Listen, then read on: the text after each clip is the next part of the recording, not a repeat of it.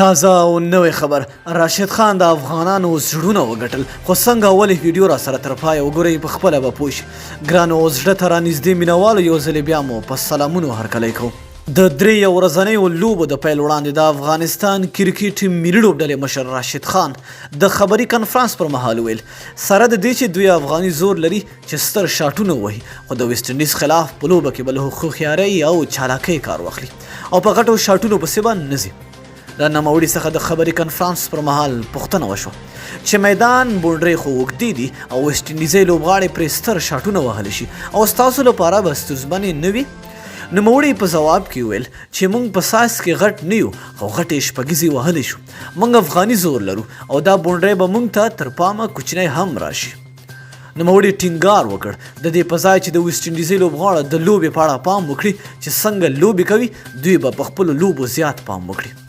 راشد خان ویل زموږ پام به په دې نه وي چې دوی د سپین بالینګ په وړاندې څنګه دي زموږ پام به په ښو لوبو او ښو کارکردګۍ وي د افغانستان کرکټ ملي لوبډلې مشر روزونکی لانس کلوزنر چې د خبري کنفرانس پر مهال د راشد خان سره مل ویل چې د دوی په مخ کې ټول سیریزونه د راتلونکي ایشیا کپ سیالیو او همداشان د نړیوال جام لپاره ډیر مهم دي نوموړي ویل هر سیریز چې دی موږ ته مهم دی له دې وروسته ایشیا کپ او نړیوال جام را روان دی او د دغه سترو ټورنمنټونو لپاره دا سیریزونه موږ سره د ښې لوبډلې د جوړښت په پیدا کولو کې مرسته کولی شي له بلې خوا د ویسټ انډیز کرکټ ملي لوبډلې لوبډر مشر کیروان پولاډ ویل چې افغانستان پیاوړی سپین بالران یا توپ اچوونکي لري او موږ باید د دغې لوبې لپاره خاص پلان جوړ کړو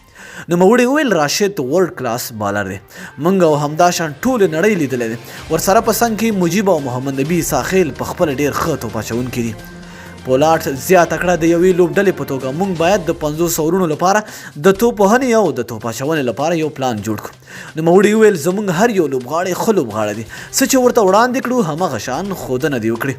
پولاډ زیاتوي چې دا سیریز موږ ته ډیر مهم دی لکه څنګه چې روزونکي موږ ته یادونه وکړه چې دا سیریز موږ ته ډیر مهم دی د دې سیریز علاوه ټول کرکټ موږ ته مهم دی د یوه ټیم په توګه موږ د دې سیریز لپاره ځینې بدلونونه راوستي او په دې تمه یو چې ښه وځلیږو د یادولو وړ ده چې د ویسټ انډیز او افغانستان ترمنځ لومړۍ 500 اوریزه سیالۍ به د نومبر په 6 نیټه د هند په ایکانا لوبغالي کې ترسره شي نو مینه او مننه چې ویډیو مو راسره تر پایه ولیدله تر بیا ښې چارې